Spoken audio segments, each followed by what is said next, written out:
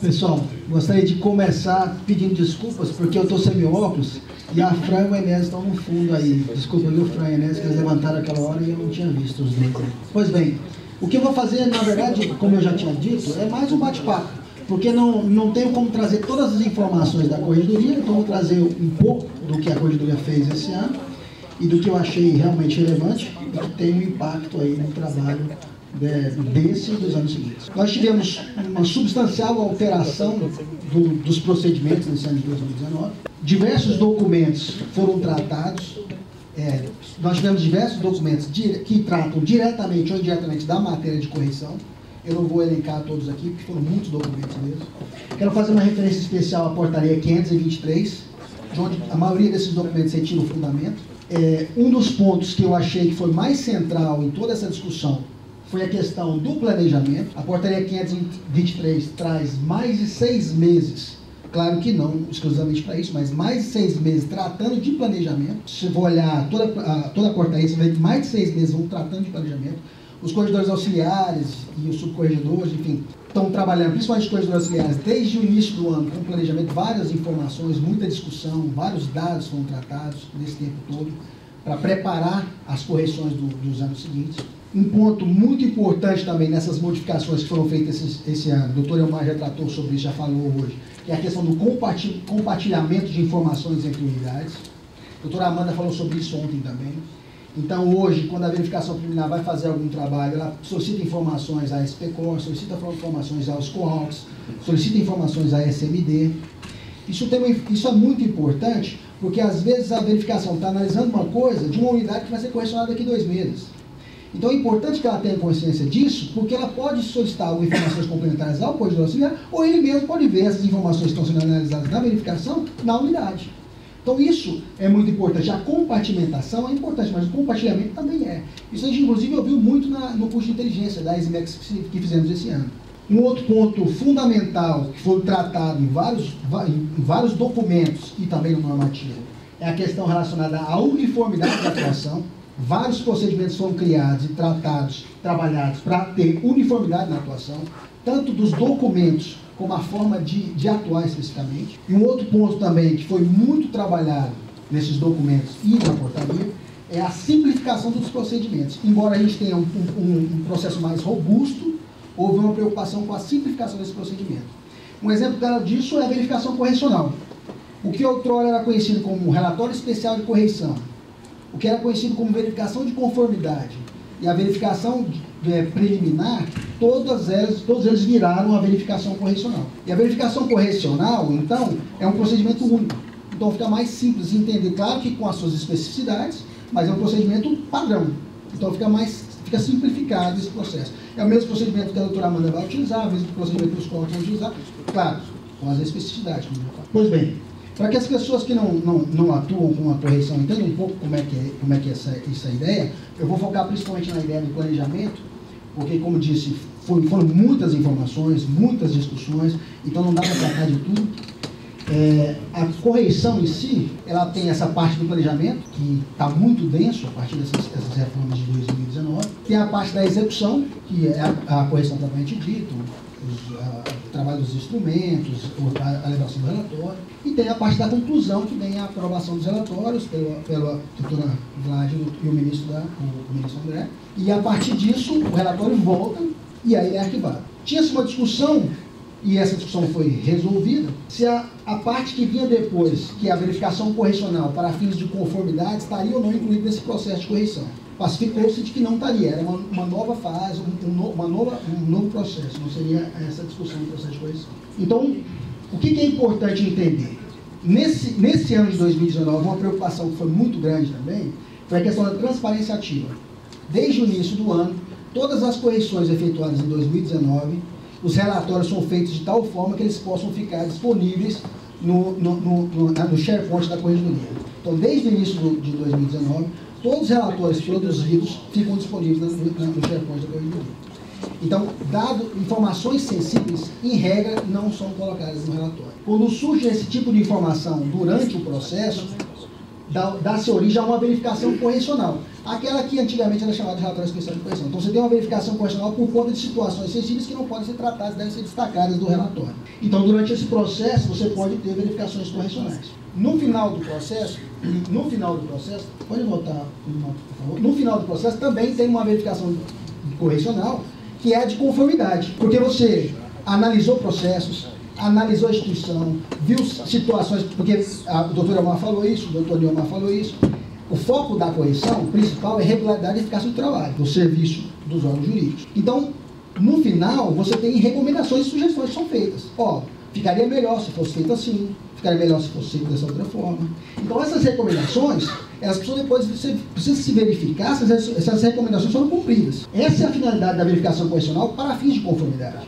Então, no final, você analisa essas informações e verifica se foram cumpridas. Ó, esse órgão cumpriu, esse outro não cumpriu. Então, vamos conversar com esse órgão novamente, vamos ver como é que ficou essa situação, vamos ajustar isso aqui. Então, essa é a finalidade dessa verificação. Ela tem um prazo de 3 anos, como regra.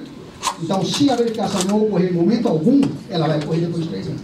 Mas, alguns corregedores já estão mudando um pouco esse procedimento e já estão fazendo isso de forma dinâmica. À medida que vão surgindo as situações que são relevantes, já entra PGU, tem essa situação aqui, como é que se resolve? Então, as coisas já estão surgindo, então já estão chegando respostas das unidades de correções feitas esse ano. Então, provavelmente, quando vencer os 3 anos, não haverá mais necessidade dessa verificação correcional, uma vez que ela já vai ter sido feita já durante esse processo. Porque uma vez encerradas as informações, a verificação é feita, o relatório é feito e encerra-se esse procedimento. Um ponto que foi muito importante para a gente, e realmente foi para a SPCOR um trabalho também que foi intenso para a gente, foi a questão da seleção das unidades. Nesse ponto, a SPCOR acabou recebendo um pouco mais como diz a doutora Vládia, né, um destaque com relação a esse tipo de procedimento, porque a gente participou diretamente na elaboração dessa matriz de unidades correcionais. Esse ponto é fundamental, por quê? Porque é aqui que você vai definir quais unidades vão ser correcionadas. Então, desse procedimento que já foi feito, as unidades já foram selecionadas, desse procedimento se definiu quais unidades no ano que vem nós vamos correcionar. Na verdade, se discutiu também unidades de 2 anos seguintes também. Mas eu vou explicar mais ou menos como é que isso funciona. Se destacou, e isso está na portaria 523, 2 momentos. Um primeiro momento, você analisa o que eles chamaram, o chamado plano trienal. Você define o grupo de unidades que serão correcionadas nos próximos 3 anos. A gente indica ali até 60% das unidades que serão correcionadas nos próximos 3 anos. Num segundo momento, o chamado planejamento anual, você indica no mínimo 40% das unidades que serão correcionadas no próximo ano. Então, o planejamento anual é foco no ano seguinte e o planejamento trienal é foco em 3 anos. Como é que se desenvolveu isso? O plano trienal é baseado numa matriz. Essa matriz é construída a partir de indicadores. Os corregedores auxiliares, que são pontos focais das unidades, da PGU, da PGF, da CGU, participaram de reuniões para tratar desses indicadores e falaram, informaram quais indicadores eram os mais relevantes para as unidades. Então, esse indicador X é relevante porque com ele eu consigo saber se a unidade age assim ou assado. Esse indicador Y é relevante por conta dessa outra situação. Então, uma vez definido quais indicadores eram relevantes, juntou-se esses indicadores com outros já pré-determinados pela própria SPCOR, que são indicadores históricos. Históricos em que sentido? Que pegam o histórico do passado até o momento. Qual a importância de se ter indicadores históricos? Essa matriz é trienal. Se você pegar só indicadores dinâmicos, ele muda no ano seguinte. Não faz sentido você selecionar unidades para 3 anos se todos os indicadores vão mudar no ano seguinte. Todas as unidades vão mudar todas. Se você refizer a matriz no ano seguinte, é uma outra matriz, uma outra situação totalmente diferente. Então você compôs aí tanto informações dinâmicas quanto informações que são históricas. Então, uma vez definido pelos pontos focais esses indicadores, a gente produziu uma matriz, foi feita uma análise estatística, uma análise multivariada, ela saiu como resultado um grupo de unidades que para aqueles indicadores eram mais sensíveis, e essas unidades foram as que surgiram na matriz de unidades correcionais.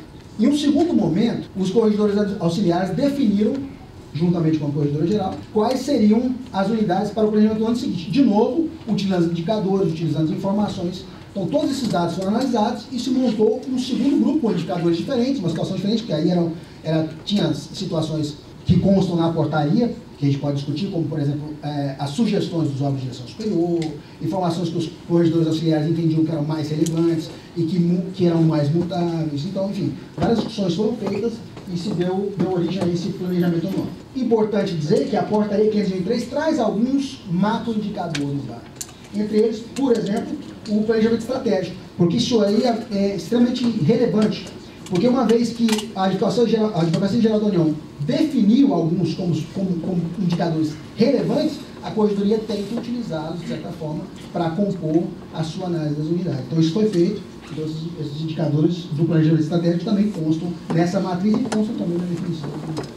Aí, importante dizer também que essas coisas não ficam paradas. Isso foi a visão nossa no começo do ano. E muito planejamento, muitas discussões. Os corregedores já estão inovando, então, com o uso intenso dos sistemas, como já foi feito referência aqui, e já estão começando a desenvolver técnicas que permitem uma coisa que já é uma ambição da Corregedoria há muito tempo, que é uma previsão da lei complementar, que é analisar todas as unidades. Porque a Corregedoria queria o quê? Analisar todos os anos todas as unidades. Que todas elas ficassem na mira da Corregedoria todo ano. Então agora tem algumas análises, alguns corregedores já estão analisando por meio de sistemas, e esse ano seguinte isso já vai acontecer, de maneira que eles consigam olhar para todas as unidades. Ainda se tem uma discussão a profundidade disso, para que seja considerado uma correção efetiva, mas isso ainda está sendo discutido. Mas a partir do ano que vem, em uma das unidades, uma das corregedorias auxiliares, serão verificadas todas as unidades por meio de sistemas, e outra, um volume muito grande de unidades por meio de sistema, e essa parece ser a tendência para os próximos anos. A ideia é que se organize de forma que possam ser analisados,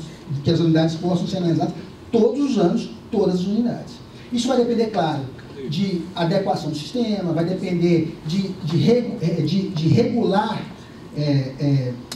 inscrição dos dados, porque a gente sabe que ainda muitas das informações que constam nos sistemas ainda não são regulares, ainda tem muita coisa para ser ajustada. Outro ponto importante que consta no planejamento, e tem um impacto grande também, é que a partir dessa portaria, passou-se a preocupar muito com as diretrizes e os pontos de análise obrigatória, os modelos do questionário de informação preliminar, que isso já era, de certa forma, visto no passado, mas agora está destacado na portaria, a preocupação com os questionários de informação preliminar no início do ano, então, já no início do ano, e algumas coisas já eram mais ou menos feitas assim, mas outras não. Houve mudanças substanciais em alguns pontos. Eu não vou tratar de todos eles aqui, mas no início do ano, os pontos focais, e aí uma atribuição do ponto focal que passou a ser relevante, antes não era sempre os pontos focais que tratavam de todos esses itens, né? Os pontos focais vão se preocupar com isso, com o modelo do questionário de informação, isso já no início do ano, antes de iniciar as correções, tudo isso vai ser feito, os documentos têm que estar prontos, o critério para a amostragem, qual vai ser o critério utilizado para selecionar as unidades que serão, para selecionar os processos que serão analisados, formulários de avaliação processual, isso é muito importante.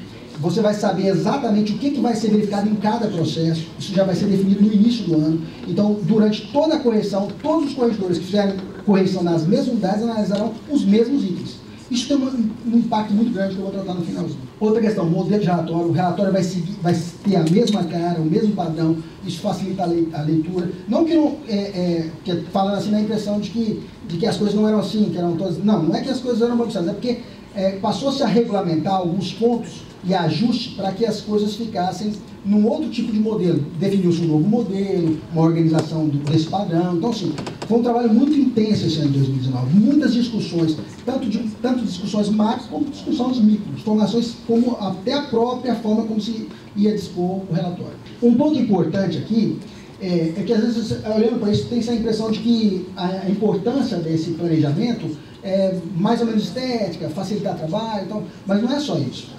Um exemplo dessa padronização, e a gente já foi discutindo isso no passado, é que quando você tem, por exemplo, o formulário de avaliação processual, quando você sabe exatamente o que foi avaliado e sabe que todos avaliaram a mesma coisa, isso permite uma análise estatística mais robusta no final do processo. Por quê?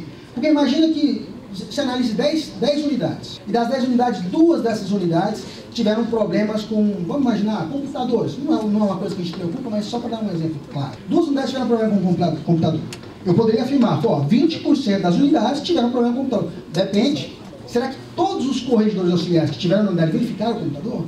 Às vezes não foi verificado. Às vezes 2 outras tinham, mas não foi verificado. Então, esse 20% passa a ser 40%. Então, a preocupação de se analisar as mesmas coisas ter um impacto grande no final, quando se fizer análise estatística de todas essas informações, o que cada vez mais é uma preocupação da corregedoria. Outro ponto importante, que vale a pena destacar, é que no início do ano, nós tivemos uma reunião na ANAC, com um pessoal que era especialista nessa questão de passagens, custos de passagens. Você só me dá um minutinho, pedir aqui para o Povil, Dr. Povil, que é um colega lá da ANAC, assessor do diretor-presidente, que está aqui nos prestigiando hoje.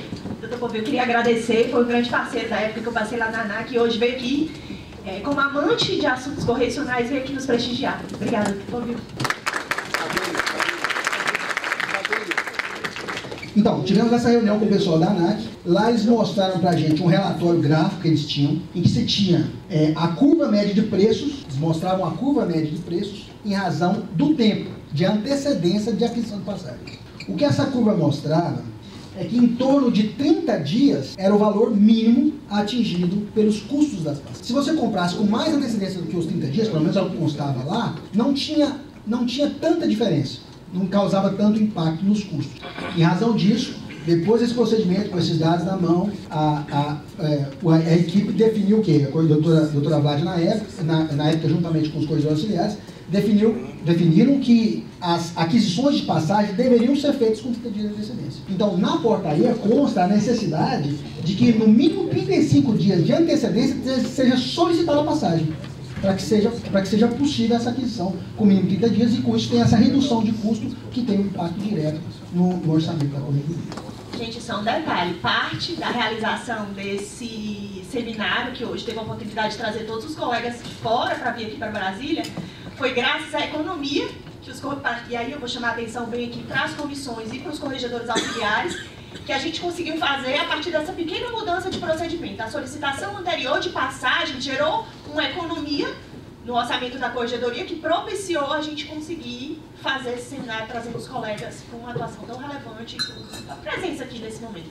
Tá? Então eu queria agradecer pela parceria e pelo atendimento dessa diretriz. Pois bem, então, a gente já está com o tempo um pouco avançando.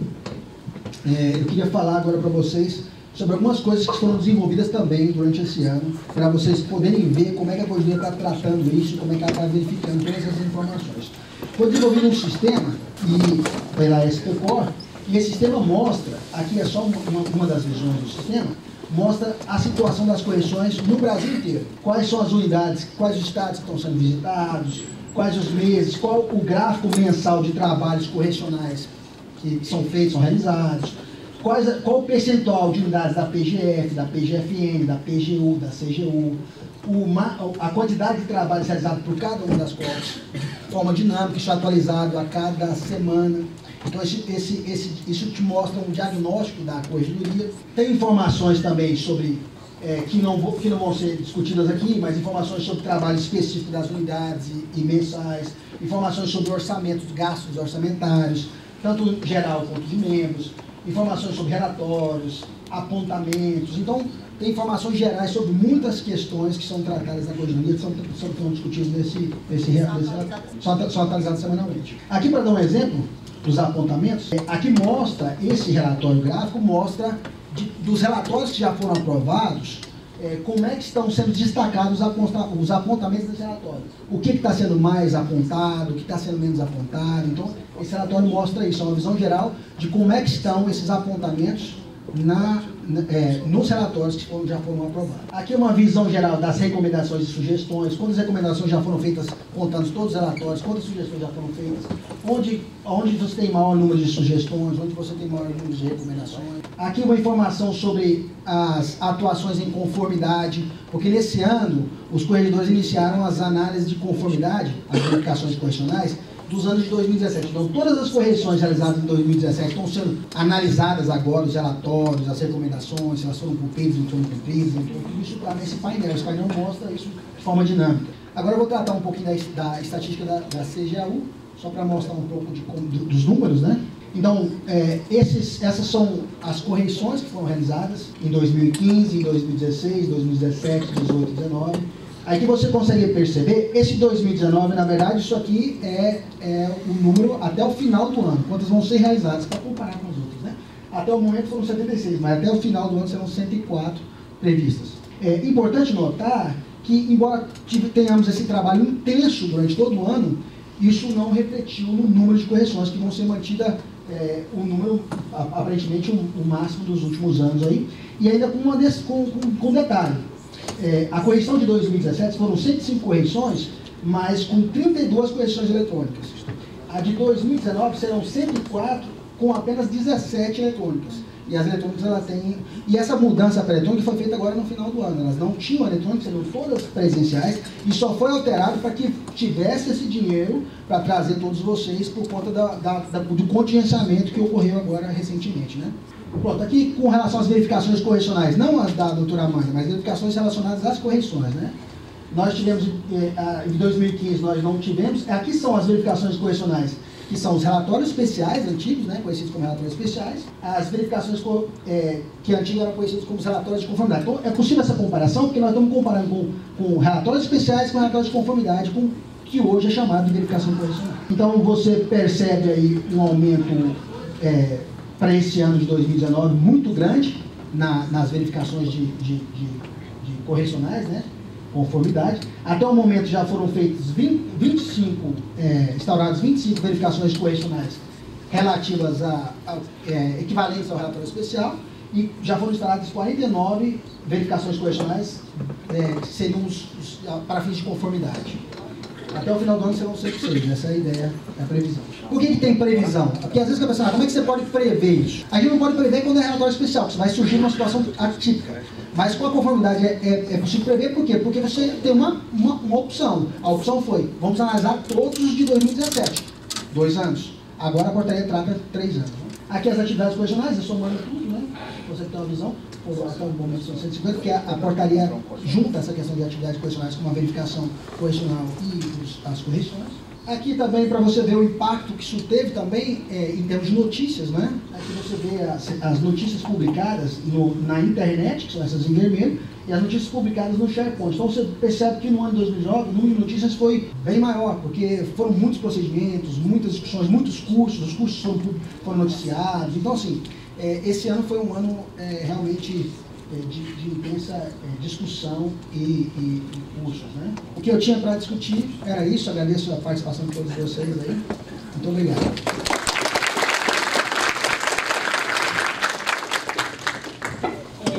Doutor Leonilson já está na chefia da Subcorregedoria de Planejamento Correcional já há algum tempo e tem sempre, continuamente, exercido um trabalho espetacular à frente da Subcorregedoria de Planejamento Correcional. É fato que esse ano foi intenso, não foi, doutor Leonilson? Muito trabalho, né, doutor Leonilson? Muito trabalho. E, como eu disse para os senhores, é uma subcorregedoria que trabalhou muito esse ano. Avançou muito, aprimorou muito e tem muito ainda a fazer. Eu brinco que eu digo assim, o meu sonho é que a Subcorregedoria de Planejamento Correcional seja um grande escritório de correção da corregedoria. Que tudo, desde o planejamento, ao acompanhamento, ao apoio aos corregedores auxiliares e ao monitoramento dos resultados, seja feito por essa Subcorregedoria de Planejamento Correcional.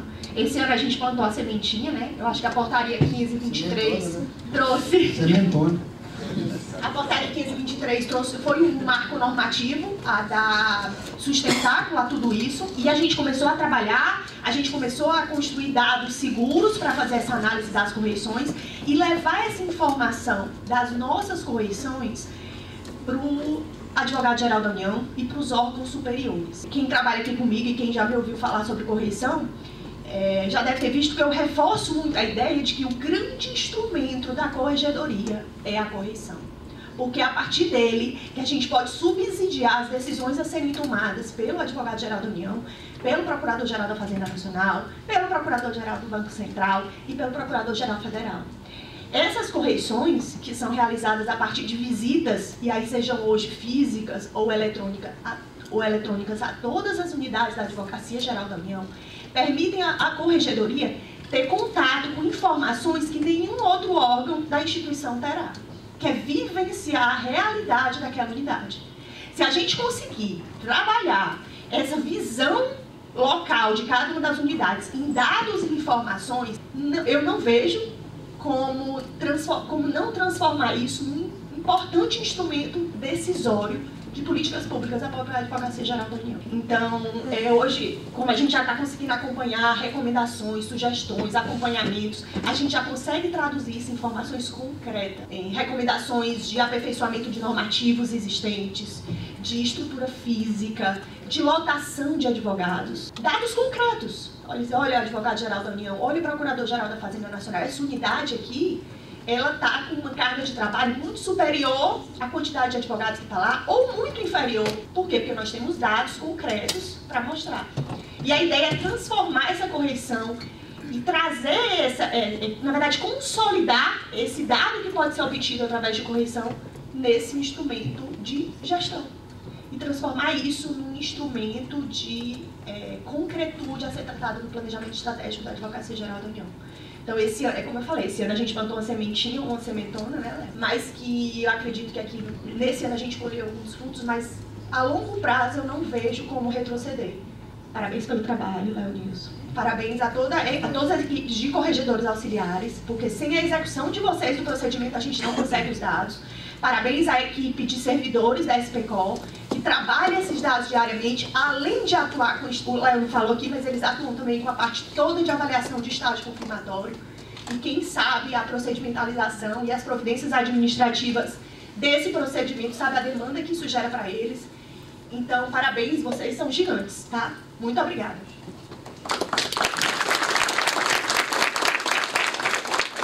Pessoal, bom dia, né? Não vou me alongar, vai todo mundo almoçar no horário, não se preocupem, tá bom? Eu vou falar um pouco para vocês sobre o programa de capacitação da Corregedoria Geral da Advocacia da União. Esse foi uma inovação nesse ano de 2019, né? A Corregedoria não tinha efetivamente um programa de capacitação continuada. E aí eu me lembro que, acho que foi no dia que a doutora Vládia voltou de férias, né? Logo que ela assumiu, ela me chamou e falou assim, olha, eu queria que você cuidasse da capacitação. E eu, né, sou empolgada por natureza, adorei! E aí na sequência eu falei assim, nossa, mas eu não sou acadêmica, isso não é o meu perfil. Nesse momento eu falei com ela, olha, se for para fazer uma capacitação, se for comigo, eu queria que fosse uma coisa bem mais prática, com realmente a possibilidade dos colegas aprimorarem a sua atuação, os colegas da corregedoria. Porque a gente vai nas unidades pedindo aprimoramento, né? E a gente tinha que também aprimorar os nossos fluxos, as nossas rotinas, uniformizar. E ela falou, não, é isso mesmo, apresenta um projeto. Então, a gente teve já nesse primeiro dia uma autuação de um processo, no dia 14 de janeiro, e aí em mais ou menos 2 meses a gente teve a aprovação final, e iniciou já nosso programa de capacitação no fim de março com a aprovação. Início de abril a gente estava aqui já com o nosso primeiro momento, com o Dr. Gilberto Valer. Antes, nesse espaço, como a capacitação era para ser voltada realmente para as demandas de nós, corregedoria, o primeiro momento que nós tivemos foi sentar com os colegas, né? Comecei com o Guilmar, com o Elmar, com a Adriana, com o Léo. O que vocês acham que a área de vocês precisa aprimorar? E aí, né, várias demandas foram levantadas, sentei com apoio administrativo também, com alguns colegas. O que vocês estão tendo dificuldade no dia a dia? Quando isso veio, né, com essa primeira formatação dessas necessidades, a gente colocou esse programa, e era um programa absolutamente humilde. Eram encontros a cada 2 meses, e continua sendo humilde, né? Mas assim, era uma demanda muito pequena ainda, era um encontro a cada 2 meses, para nós da corregedoria, com uma abertura num evento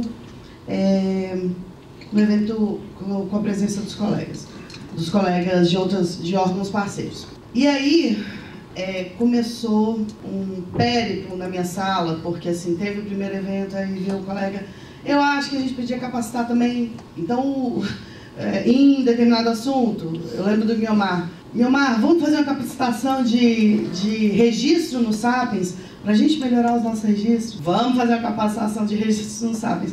e o que eram eventos a cada 2 meses acabaram se tornando eventos mais que mensais, normalmente quinzenais, com temas variados e também com a possibilidade de órgãos parceiros virem conversar conosco, porque a gente também sentiu que conhecer as outras realidades nos auxiliaria no nosso trabalho.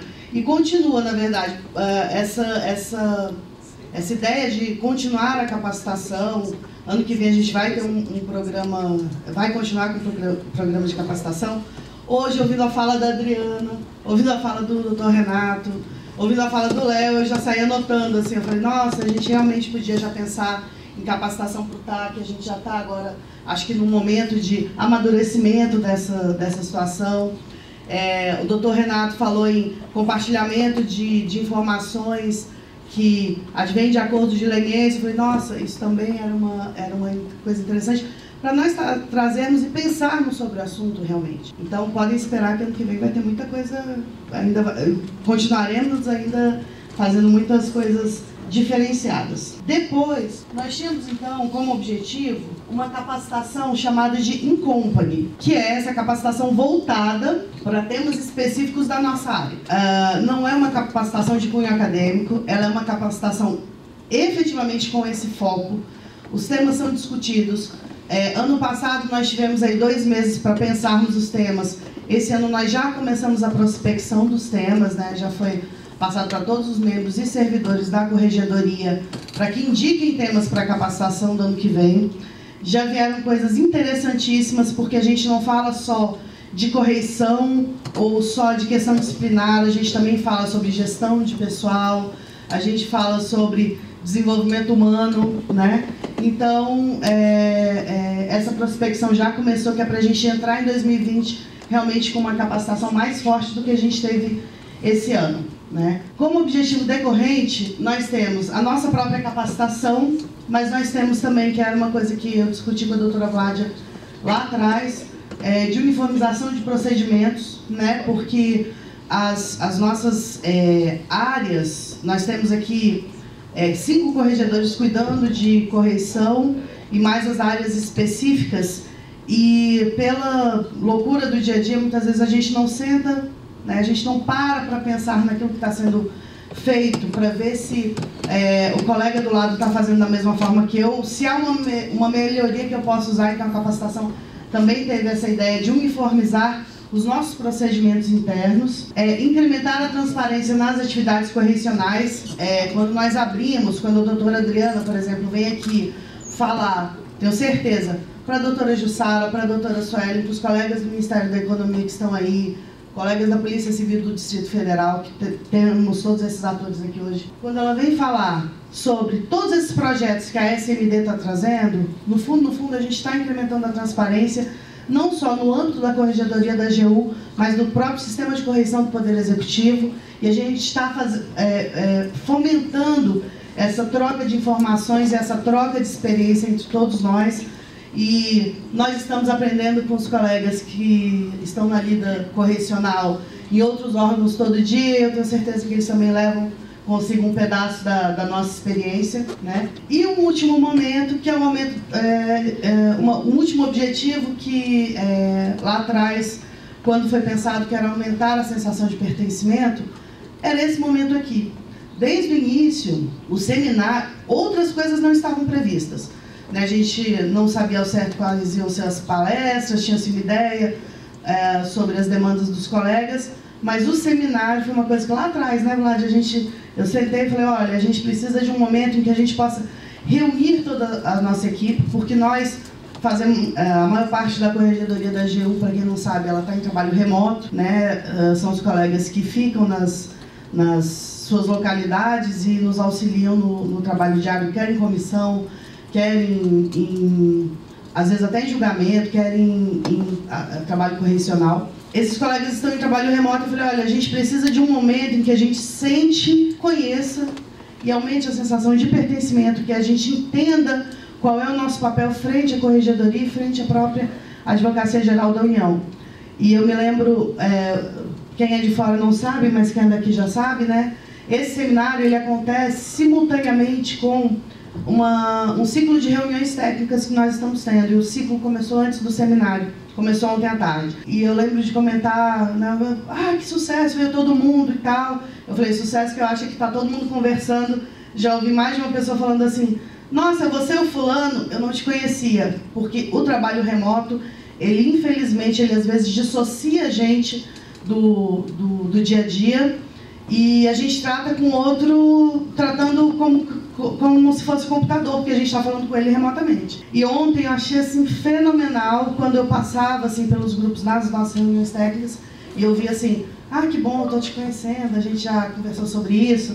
Os colegas lá da minha equipe vieram, eu quero conhecer fulano, porque fulano me ajudou muito na elaboração de um determinado documento. Então, assim, essa sensação de pertencimento, que é o último objetivo que eu achava que a gente ainda não tinha alcançado, ontem eu tive certeza que a gente alcançou, não só pelo seminário, mas principalmente pelo nosso ciclo de reuniões técnicas.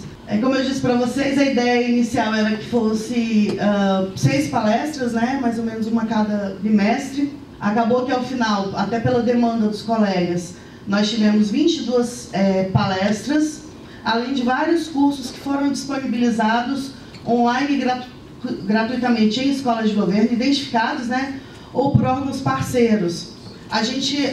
Eu mesmo não tinha esse conhecimento, sendo muito franca, da plataforma educacional que nós temos online. Isso aconteceu muito pela demanda dos colegas, né, que vinham até mim, né, eu lembro do pessoal, acho que foi da SPCOR, falando, a gente precisa de um curso de Excel. Eu falei, nossa, eu vim na escola, curso de Excel, não temos curso de Excel. Eu falei, meu Deus, e agora, né? Como é que a gente vai proporcionar, vai tentar suprir essa demanda do colega numa capacitação?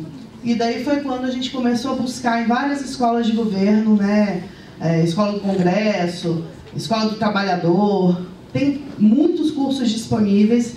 E aí a doutora Vládia também, ela tem esse perfil de estar sempre mandando para a gente começou a mandar para os colegas essa disponibilização de cursos online e gratuitos, e acabou que vários colegas também se fizeram essas capacitações, que não são mérito nosso, mas que a identificação a gente fez num primeiro momento, eu achei interessantíssimo.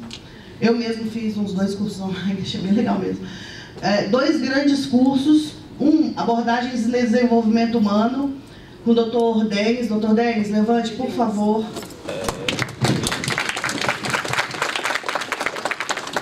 O Dr. Denis, porque os nossos cursos, eles não são apenas voltados para a atividade correcional ou disciplinar, ou de julgamento, apesar da gente ter esse enfoque maior.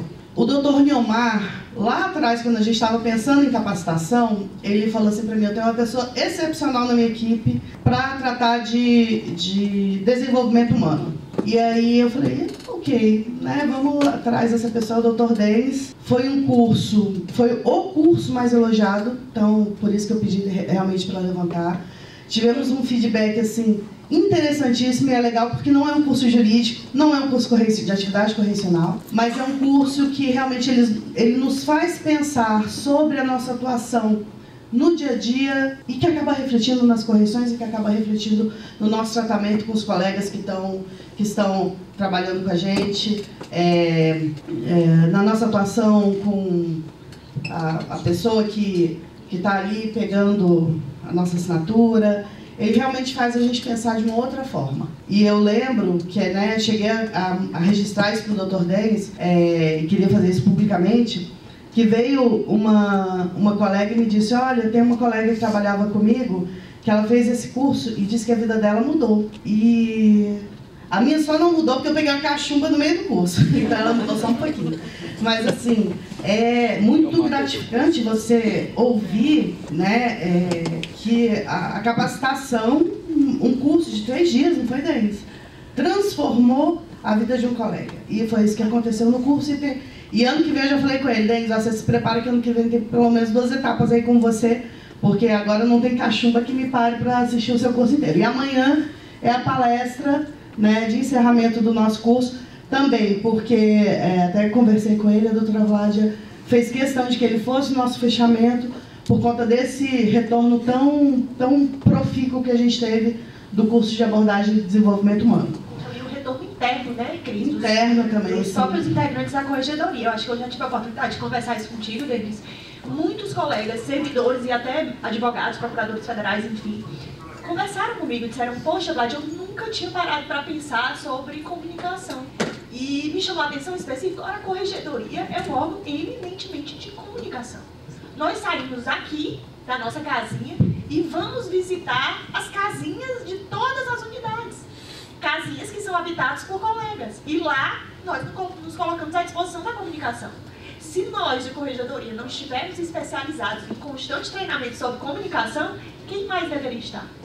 Então, assim, te agradeço especialmente por esse retorno interno. Você ajudou a transformar a equipe da corregedoria. Muito obrigada. E eu tenho certeza que a gente ainda vai continuar aprimorando ainda mais essa capacidade de comunicar-se. Obrigada. Bom, e aí nós tivemos também um outro curso que foi realmente um destaque, porque ele foi um curso oferecido pela Escola Superior de Inteligência, pela Escola de Inteligência Militar do Exército, pela ESIMEX. Infelizmente, eles lá estão em fechamento também, a gente não pôde contar com a presença do Coronel Henrique, mas quero registrar também que foi a pessoa que realmente nos auxiliou todo o tempo. Eles fizeram, não é comum a ESIMEX ela sair para ministrar cursos para órgãos parceiros. Mas a gente teve a felicidade, né, de construir uma ponte muito interessante com a ESIMEX. Como alunas, né, eu e a doutora Vládia, nós fomos alunas de um estágio de 2 semanas na ESIMEX. Porque nós não só colocamos curso para os outros, né, Cris? Nós fazemos curso também, né? Fazemos curso também, até para ver, né, para poder trazer. E eu lembro que no primeiro dia de curso, eu cutuquei a Vládia e falei, a gente precisa levar isso para a corregedoria. A primeira resposta que a gente teve foi, a gente não faz para órgão externo, a gente tem só uma capacitação que a gente dá para membros do Ministério Público que atuam especificamente com crime organizado.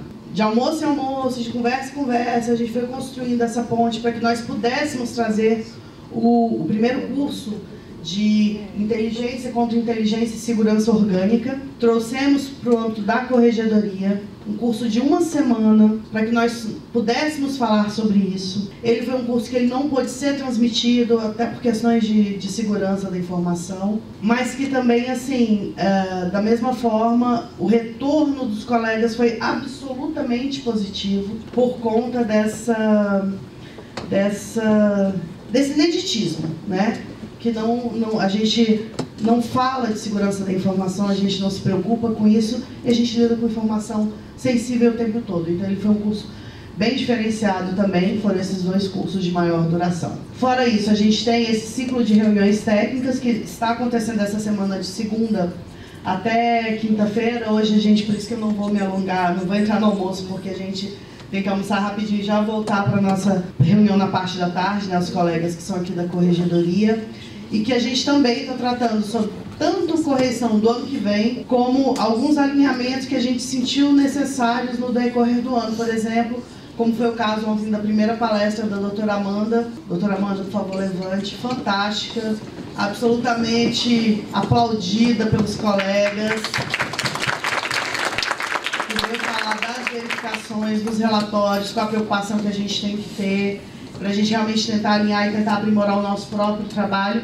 E esse seminário da corregedoria, que nós estamos de hoje até quinta-feira também pela manhã, com esse evento. Para vocês entenderem, nós tivemos essas 22 palestras e nós tivemos um custo que eu nem coloquei valores, porque realmente, assim, é um custo quase irrisório. Nós tivemos 2 deslocamentos, né? Foi isso que foi feito. 2 deslocamentos e de volta, né? São 4 viagens no total. 5 diárias para palestrantes e 4 tardes de coffee break. Esse foi o custo de todo esse nosso programa de capacitação. Porque lá atrás... seminário, né, Cris? Com exceção do seminário. Com exceção do seminário, mas o seminário está com as reuniões, né? Com exceção do seminário foi isso. Esse foi o custo total do evento que nós tivemos. Realmente a ideia era trazer algo bastante operacional e nós conseguimos efetivar isso, porque usamos, também era algo que eu pensava desde o início, usar a prata da casa. Nós temos colegas com perfis, com interesses, com habilidades que muitas vezes nós nem conhecemos, né? e que, como foi, por exemplo, o caso do próprio Dr. Denis, e que muitas vezes estão ali dispostos, disponíveis para virem nos ajudar no aprimoramento e que a gente não tem essa visão, porque a gente costuma olhar mais para o lado de fora quando vai capacitar do que para o lado de dentro.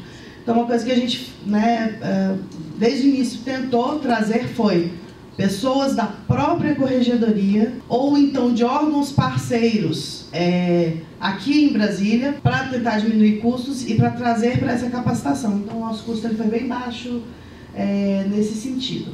Perspectiva para 2020, né? Com certeza, 2020 a gente vai ter uma capacitação melhor pensada, porque a gente teve esse momento, quando o desafio foi lançado pela doutora Vládia, a gente já tinha iniciado o ano correcional e como corregedor auxiliar você acaba tendo as demandas da corregedoria auxiliar que não nos permitem organizar da forma como eu acho que deveria ter sido feita. Eu mesmo, apesar de ter conversado com as áreas e de ter depois tido demandas esporádicas da minha própria equipe, eu lembro da doutora Daniela, do doutor Alexandre, da doutora Flávia, pedindo capacitação em registro, pedindo capacitação em relatórios da PFN, e a gente indo falar com o doutor Conrado, com o doutor Ulisses, com o doutor Miomar, para nos auxiliar nesse momento. Mas a gente foi quase... a gente teve um planejamento inicial e depois um sob demanda que foi sendo organizado no decorrer do ano e que, sendo muito franco, né, porque eu sou uma pessoa muito pouco protocolar, eu acho que faltou talvez a gente pensar mais na capacitação. Então, por conta disso, a gente já está, desde a semana passada, com o processo de capacitação 2020 iniciado, fazendo essa prospecção do que são as demandas que a gente tem para a capacitação do ano que vem. Então, a primeira coisa que eu acho que a gente tem como perspectiva é que ano que vem ele vai ter um incremento, eu não digo de número, mas com certeza de qualidade e de maior densidade na capacitação. Além disso, nós estamos com um acordo de cooperação técnica com a Polícia Civil do Distrito Federal, agora já em fase de finalização, né? Eu queria ter vindo para cá já com ele assinado, mas infelizmente, né, demanda mais de um órgão e isso acaba não dependendo só da gente, né, não ficando só do nosso controle, mas a gente está nesse momento já de finalização. Além disso, incrementar parcerias de capacitação. Esse ano nós tivemos alguns órgãos parceiros fenomenais. O Ministério da Economia tem um programa fortíssimo de capacitação, nos disponibilizou vagas, até quando ele nos disponibilizou, que a gente pediu, eles deram. Então, assim, a ideia é realmente a gente ter essa maior proximidade. A Corregedoria da Saúde, doutora Jussara, ano que vem você não me escapa, deixando muito claro e registrado aqui que eu queria que ela viesse nos dar um feedback sobre a atuação lá da Corregedoria da Saúde, mas se ela não veio nos dar esse feedback, né, a gente não conseguiu fechar uma data, nos deu um retorno absurdamente positivo no sentido de sempre divulgar, nos auxiliar na divulgação, trazer os colegas e indicar pessoas para as nossas dificuldades. Eu lembro que eu liguei para ela e falei, olha, a gente está precisando de uma questão para gerenciamento de PAD, a gente precisa pensar diferente. Ela tem uma pessoa, peraí que a gente vai indicar essa pessoa para você. Então, assim, muito parceira. Doutora Sueli também, ano que vem. Eu vi a senhora Baixada, não me escapa também, né? Ajudou na divulgação, mas ano que vem vão vir para capacitação bem certinho, isso já está no meu radar, porque a gente vai implementar as parcerias de capacitação realmente. A ideia é que a gente possa fazer essa troca de informações de uma maneira mais contundente. A gente vai reproduzir palestras com demanda qualificada, então, como eu disse, abordagem do desenvolvimento humano, que foi uma que a gente teve um retorno bastante significativo. Já conversei com o Dr. Denis para a gente tentar ano que vem incrementar. Ele já deu outras sugestões, que eu já adorei, ele já deu outras sugestões sobre desenvolvimento humano. Eu não tenho condições de dar essa, mas eu tenho uma pessoa que pode ministrar essa palestra, então a gente vai ter a reprodução. Essa parceria com a Exmex, a gente continua com ela, então se tudo der certo, em setembro do ano que vem nós teremos o curso de Inteligência, Contra-Inteligência e Segurança Orgânica, tá? Que é o nome da corregedoria. Identificação de necessidades das áreas da corregedoria, isso já está em andamento, né? Os colegas aqui da corregedoria, todos já receberam por e-mail uma tabela para ser preenchida, que depois ela vai ser avaliada pela própria escola, para ver aquilo que pode ser transversal, que não fique apenas no âmbito da corregedoria, para que a gente possa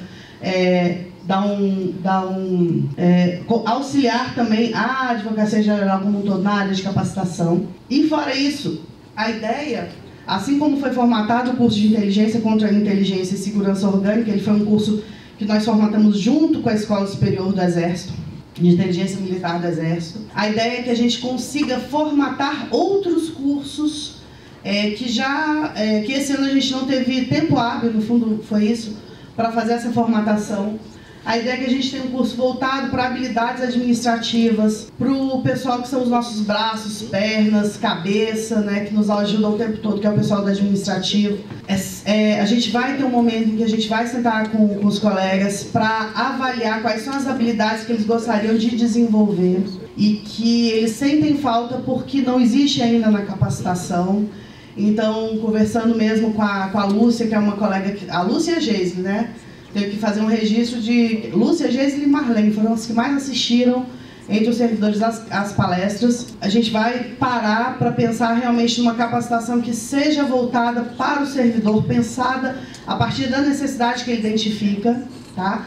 Que é esse curso de habilidades administrativas. Um outro curso de gestão, a formatação de cursos voltados para a gestão de equipes, é nesse sentido que a gente conversa sempre com o Dr. Denis, para que a gente possa não só gerir melhor nossa equipe, mas gerir essa entrada que nós fazemos, essa fala colaborativa que a gente tem que ter quando vai nas unidades como órgão de correção, que a chegada ela nunca é uma chegada desprovida de sensibilidade, né? E a gente tem que quebrar esse primeiro sentimento para poder construir uma correção melhor, para eventualmente numa comissão de PAD poder extrair do colega uma informação que você precisa para fazer o seu juízo de valor. Então, esses cursos também estão sendo pensados nesse sentido. E também registro de atividades correcionais no SAPES, porque a gente tem cobrado muito das unidades, né? E a gente está precisando também, depois que nós fizermos aqui o nosso dever de casa, nós incrementarmos o nosso dever de casa. A gente está com um projeto grande aí levado à frente pelo Dr. Elmar e pelo Dr. Niomar de mapear os nossos registros de atividades, para que a gente também tenha registros uniformes e para, quem sabe, depois a gente poder expandir isso melhor para... O próprio manual de correção, né, que está sob a sua responsabilidade, assim, já está em fase de conclusão, na verdade, que é uma iniciativa inovadora, a gente nunca teve, e confesso para vocês que eu não conheço uma instituição que tenha um manual de correção. A gente está com essa demanda para entregar ainda esse ano, e a ideia é exatamente isso, é que esse manual ele sirva de norte para nós mesmos consolidarmos uma cultura de registro uniforme no SAPES. Nós podermos conhecer a nossa própria atividade e ter, de maneira bem clara e bem simples, os nossos resultados, de forma bem visual. Também é capacitação, né? Não deixa de ser assim, não é capacitação, né? Mas uma uniformização de procedimentos que eu acho que tem que vir com a capacitação. E, igual eu falei, o meu slide também está desatualizado, viu, Adriana? Porque depois das palestras agora de manhã, eu realmente fiquei anotando curiosamente aqui várias sugestões que eu já acho que tem que entrar para o ano que vem, em termos de capacitação, incidente de sanidade. Acho que mesmo com normativo a gente vai precisar pensar algo a respeito, de repente trazer um médico perito, para que ele diga para a gente o que é que a gente precisa perguntar, né? Porque às vezes o normativo ele não consegue esclarecer todos esses pontos. Própria questão do Dr. Renato, como eu já falei, então assim, meu slide também já está desatualizado. Bom, e como fala final, já terminei, tá? Mas eu tinha que fazer alguns agradecimentos, porque a normatização a gente até consegue fazer sozinho, apesar de não ser o melhor. Correição, a gente nunca faz isso sozinho, é sempre um trabalho em equipe, mas costuma-se identificar a correição ou com um corregedor auxiliar, ou com uma corregedora geral, e a capacitação a gente não consegue. A capacitação a gente só consegue colocar uma capacitação em andamento se nós tivermos muitas parcerias, né? Por trás dessa organização do seminário tem um trabalho de formiguinha mesmo, feito por muitos colegas que abraçaram a ideia da capacitação durante esse ano. Primeiro agradecimento, a doutora Vlad, não é porque é minha chefe, não. Como ela gosta de lembrar, já fui chefe dela também, a gente continua se dando bem. Mas o agradecimento não é por isso, foi por lançar o desafio. Eu não sou uma pessoa acadêmica, eu volto a dizer, sou uma pessoa muito mais voltada para a praticidade do dia a dia. Eu realmente me senti muito estimulada por essa questão da capacitação durante todo o ano de 2019. Então, obrigada pelo desafio. A escola da AGU, João, vou falar de você, tá? Se você quiser aparecer aí. Pelo apoio na disponibilização de espaço, filmagem, o Nonato, que está aí, o Mário, Silvana, que faz toda a nossa parte de organização de frequência, cartazes, folders, Patrícia, que no início era o nosso ponto focal, depois virou Silvana, Patrícia Manelli, o próprio doutor Danilo, doutor Vitor, que eu me lembro quando a gente sentou para pensar na capacitação para a corregedoria, eu não tinha a menor ideia de que para que lado corria. Ele que virou e falou assim para mim, que vocês querem uma capacitação em company. Falei, nossa, sucesso, já adorei, né? E aí nos auxiliou a fazer essa primeira modelagem da capacitação, tá? Deixa eu ver se eu esqueci alguém. Bom, se eu esqueci a Escola da AGU como um todo, muito obrigada pela disponibilização de espaço, né? São fenomenais. Os órgãos parceiros, que durante todo o ano da capacitação nós tivemos conosco, a ESIMEDS, a Escola de Inteligência Militar do Exército, parceirona. Eu lembro que quando a gente chegou, a gente queria uma capacitação de 2 dias, eu falei, já que eles dizem que não fazem, vamos pedir 2 dias. E eles devolveram pra gente uma capacitação de 1 semana, então assim... Não, e detalhe, né, Cris, eles não tinham... Não, a gente pode pensar em alguma coisa para daqui a 2 anos, né? Foi. E aí, quando a gente foi reunir com eles lá, a gente sentou na mesa já pensando assim, não, vamos pensar para daqui a 2 anos, porque é melhor que venha que não venha nunca. A gente sentou na mesa, a gente não falou nada. Eles já sentaram, não, olha, tá aqui, o curso tá pronto, vai ser de 1 semana e a gente vai fazer para vocês ainda esse ano. Aí ficou eu e a Cris olhou para mim e disse assim, então a gente já pode levantar e ir embora, porque tá ótimo, não vamos falar mais nada, não? Foi. Então, assim, eles foram espetaculares. Estão sendo, né? Estão sendo ainda, muito além do que a gente poderia imaginar. As corregedorias de ministério, vou falar de novo da doutora Jussara, da doutora Sueli, fofura, da doutora Fabiane, que infelizmente não pode estar aqui, parceiros de primeira hora, para nos auxiliar na capacitação. A Controladoria Geral da União, o doutor Gilberto Valer também veio fazer nossa abertura, fez, né, conversei com ele, ele fez questão, falei, olha, precisamos de alguém do seu naipe, da sua dedicação à questão correcional, e ele veio nos falar, abrir a cabeça sobre várias questões que a corregedoria da Controladoria está fazendo, né? Eu lembro que ele não sabia o título que dá, eu falei, olha, de tudo que você está me dizendo é uma corregedoria do amanhã, e ficou assim, né, nossa palestra de abertura foi Corregedoria do Amanhã, já dando uma ideia do que seria a nossa capacitação. E também eu gosto de frisar, a doutora Jussara foi uma das que mais participou de todos os nossos eventos, vinha sempre como aluna, é corregedora do Ministério da Saúde, que é pequeno, tem só uns 2.000 processos de tratamento. Um pouquinho mais. Né? Aumentou um pouco. Aí desatualiza, né, doutora Jussara? As nossas conversas são sempre desatualizadas. Né? E aí... E ela fez questão de acompanhar sempre. Muito obrigada pela parceria. E sempre traz a equipe, né? Que sempre traz a equipe ali. Gente, o pessoal do Ministério da Saúde, ó, tem lá no final também, ó. Parabéns. Fica presente aqui com a gente, né? Esse compromisso nos inspira, viu? Esse compromisso que vocês têm com a capacitação. Palestrantes, em especial o doutor Gustavo Cavalcante, que infelizmente não está aqui. Grava, Ju, para mandar para ele, que você é amiga dele. Gustavo Cavalcante teve o maior público de inscritos aqui da escola.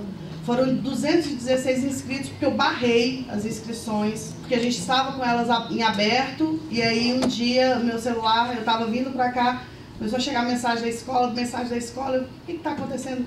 O curso é semana que vem, então já temos 216 inscritos. O que eu faço? Eu suspende as inscrições, porque o auditório acho que cabe só 160 pessoas. Aí a gente suspendeu, mas acabou que deu tudo certo, ficou bem cheio, mas um tanto de colegas conseguiu assistir à distância, em torno de 50 colegas, né? Então no fim acabou dando tudo certo. Membros e servidores da corregedoria, da AGU como um todo, mas principalmente da corregedoria, não teria acontecido sem vocês. Auxílio, desafio o tempo inteiro, buscando, demandando uma capacitação, né, algo que estava escondido, mas realmente os colegas falando, olha, eu preciso me capacitar nisso. Foi, assim, fantástico realmente esse retorno, acho que essa interface que a gente teve durante o ano. Doutora Geisle, doutora Marlene, doutora... Geisle, Marlene, falei mais um nome aqui. Lúcia. Os que mais participaram de capacitação, vocês estão de parabéns realmente, mostra o compromisso de vocês com essa questão da capacitação. Doutora Daniela Fialho, está assistindo à distância, da minha equipe, foi a que mais assistiu, tá aí, né, Donato? Ela sempre está, foi a que mais assistiu online os eventos, e eu posso provar porque eu bato foto dessas coisas para instruir o nosso processo, para dizer que está dando certo. Foi a que mais participou, mas outros colegas participaram ativamente.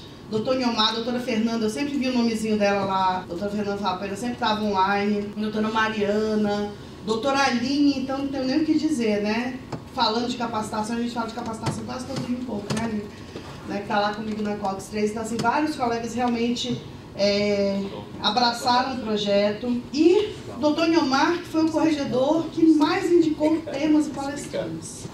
Doutor Niomar é uma empolgação em pessoa, não é velho, nem onde você está. Você não está no tempo da memória, Niomar, porque o Niomar é uma pessoa que está o tempo todo. Não, nem o Niomar, não fale isso do meu mestre, não. O corregedor que está sempre o tempo todo falando de capacitação e achando novas pessoas para nos trazer, nos falar em capacitação. Agora, no fim, já a nossa equipe de 3, Mariana, né, que a gente teve uns probleminhas de organização final do seminário, Mariana, Cláudio, pessoal da SPCOR, que nessa reta final do seminário a gente estava aí com umas questões para resolver, e eles prontamente, né, nos auxiliaram, então, realmente, e Léo, né, está de férias, bom, mas a nossa equipe, então o pessoal está bem organizado. Muito obrigada mesmo. Eu tinha que fazer esse agradecimento, tomou mais tempo do que eu imaginava, mas eu sou uma pessoa grata, então eu tinha que fazer esse agradecimento. Obrigada, pessoal, e essa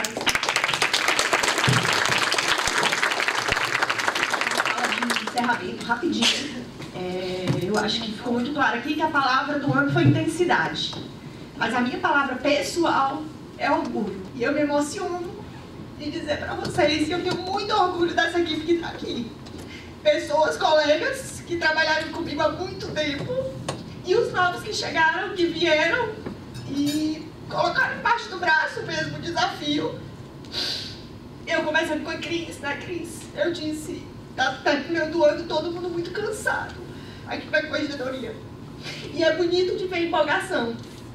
Me desculpem a emoção, mas assim, agradecer aos meus corregedores auxiliares, a minha equipe espetacular, Niomar, e sua empolgação, Elmar e sua experiência, Ulisses, Conrado, Cris, os meus pontos focais. Cheguei com essa ideia de pontos focais, que nada mais é do que colocar mais atribuição no colo dos corregedores auxiliares.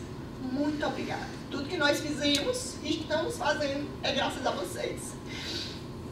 Meus subcorregedores, doutora Adriana, doutor Leonilson, doutora Amanda, doutora Karina, doutora Aline Veloso e agora o doutor Kleber, que chegou para assumir a equipe da SAJD. Os meus amigos servidores de coração, que me ajudaram sempre aqui na corregedoria. Quem me conhece sabe que eu sou apaixonada pela corregedoria da AGU. E sentar aqui com vocês hoje e ouvir o resultado dos trabalhos de capacitação, não sei se vocês perceberam, de 6 palestras, um projeto humilde, nós passamos a 24, mais de 2 por mês. 22 mais os outros 2 cursos. Esqueceu dos cursos? Os PADs, 17, gente. Para o Ministério da Saúde, Jussara, pode ser um número pequeno. Para nós, é um orgulho muito grande. Elias, eu acho que eu tive a oportunidade de parabenizar você nesses dias pelo corredor. Parabéns. Os colegas que acabaram de chegar, Raquel, que já mal chegou, já pegou a presidência de PAD, Simone, os colegas novos que vieram incrementar a lista à disposição da corregedoria, especialmente o pessoal do PAD. É muito interessante, assim, para mim é um orgulho. Eu tenho um carinho muito grande por essa casa e nada disso teria sido feito sem vocês. Hoje eu posso dizer também com muito orgulho que a lotação da corregedoria, e aí eu posso até estar me equivocando, mas pela primeira vez ela está passando do completo. Hoje nós temos uma lista à disposição da corregedoria completa. e colegas pedindo para vir compor a lista e eu ter que dizer, desculpa, eu não tenho mais vaga, eu não tenho mais a quem pedir. Não é verdade, doutor Ulisses?